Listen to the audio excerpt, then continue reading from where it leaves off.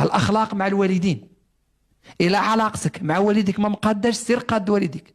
راه كيف كيقولوا الناس الأولين، راه اللي كسروا الوالدين ما يجبروش الصالحين، واللي كسروا الصالحين يجبروا الوالدين. إذن العلاقة الأولى، الخلق الأول اللي خصنا نبداو به هو مع الوالدين، مع والدينا.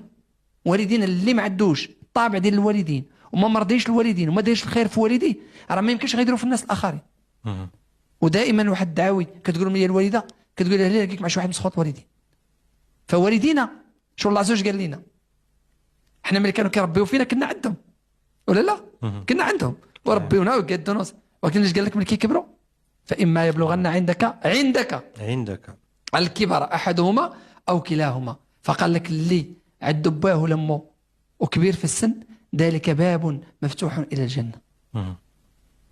انت في الأول كنتي عندهم ودابا عندك الكبر أحدهما أو كلاهما.